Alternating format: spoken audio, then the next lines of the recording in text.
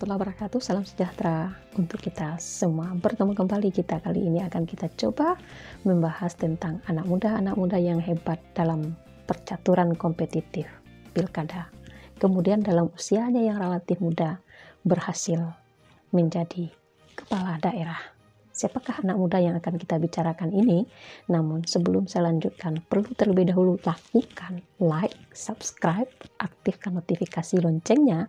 Kemudian kalau ada bermanfaat, silahkan untuk dibagikan.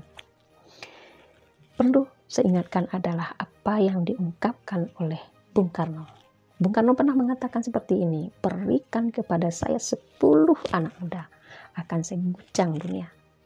Jadi apa kata Bung Karno? Berikan kepada saya 10 anak muda, akan saya guncang dunia.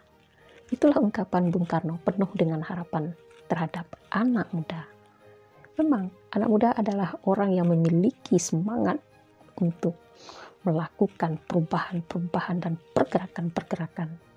Oleh sebab itu, anak muda selalu dalam sebuah negara adalah menjadi harapan untuk memimpin masa depan. Termasuk di Indonesia juga seperti itu. Maka anak muda, tampillah ke depan.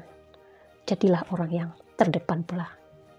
Dalam konteks ini kita akan melihat di antaranya 2 anak muda yang kita potret sebagai orang yang mewakili kompetitif pilkada tersebut. 2 di antaranya itu adalah, satu saya melihat adalah sosok daripada anak muda yang bernama dengan Emil Dardak. Emil Dardak saat sekarang menjadi wakil gubernur Jawa Timur. Namun perlu kita sigi terlebih dulu tentang Emil Dardak. Dia datang ke dalam dunia politik kompetitif pilkada itu bukan dengan tangan kosong, tapi bermodalkan terutama pendidikan yang sangat mumpuni. Emil Dardak menyelesaikan pendidikan S1, S2, S3 di luar negeri dalam relatif muda. Inilah menjadi salah satu modal bagi Emil Dardak dalam kepemimpinannya. Di samping itu Emil Dardak dalam usianya dan juga relatif muda kerja di World Bank. Tentu ini sangat bermanfaat untuk mengembangkan visi dan misi pembangunan yang diemban dalam kepemimpinannya. Pada tahun 2015, dia memenangkan pilkada untuk memilih Bupati Kabupaten Trenggalek. Dia berhasil. Keberhasilannya itulah yang membawa Emil Dardak sebagai seorang tokoh anak muda yang mumpuni di bidang politik akibat daripada modal yang dimilikinya dalam pendidikan itu. Coba kita lihat gaya bicaranya yang sangat tenang, penampilannya yang sangat tenang, penuh dengan konseptual jika berkata. Jadi nampak sekali pengaruh daripada pendidikan yang dimiliki oleh Emil Dardak itu terhadap kepemimpinannya. Sekarang Emil Dardak menjadi wakil gubernur Jawa Timur, mendampingi Ibu Khofifah Indra Prawangsa. Saya melihat figur ini, Emil Dardak ini adalah orang yang ditempa dengan jenjang karir politik yang sangat bagus. Apa maksudnya ini? Karena dia sudah memulai daripada jenjang karir sebagai bupati, kemudian sekarang jadi wakil gubernur.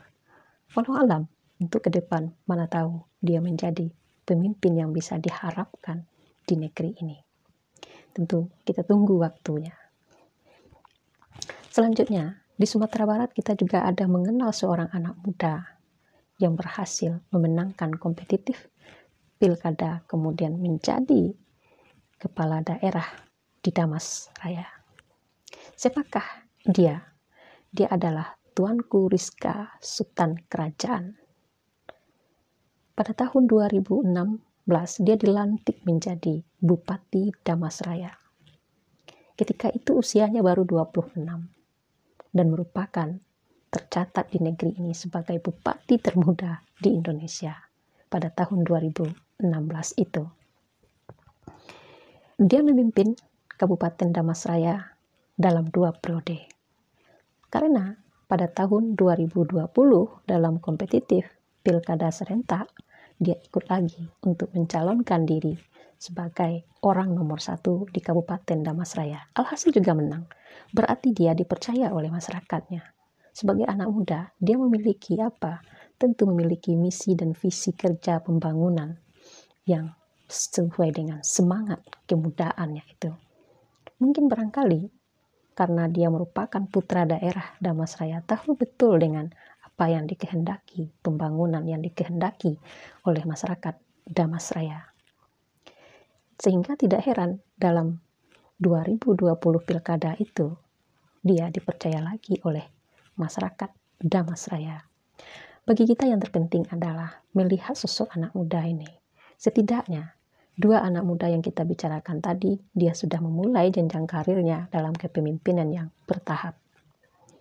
Sehingga nanti, kalau dia datang dalam pemilihan kepala daerah yang lebih tinggi, tentu dia sudah memiliki pengalaman kepemimpinan dari bawah sampai ke atas. Jadi tidak datang dengan ujuk-ujuk, tetapi sudah membekali dirinya dalam jenjang-jenjang karir yang menarik. Baik ada di Emil Dardak maupun di Tuanku Rizka tadi. Kedua orang ini harapan kita di antaranya untuk memimpin masa depan negeri kita. Mudah-mudahan saja hal ini bisa menjadi pelajaran bagi kita, menjadi motivasi pada kita terhadap 2 tokoh yang kita bicarakan ini. Tetaplah menjadi orang yang bersemangat. Anak muda harus mampu menjadi sebuah pelanjut tongkat estafet yang berkualitas. Dan mari kita jadikan figur-figur ini sebagai pemotivasi kita untuk berkarya, berbuat, dan menentukan masa depan kita. Terutama menentukan masa depan bangsa ini. Demikian saja, jika ada ini bermanfaat. Terima kasih. Assalamualaikum warahmatullahi wabarakatuh.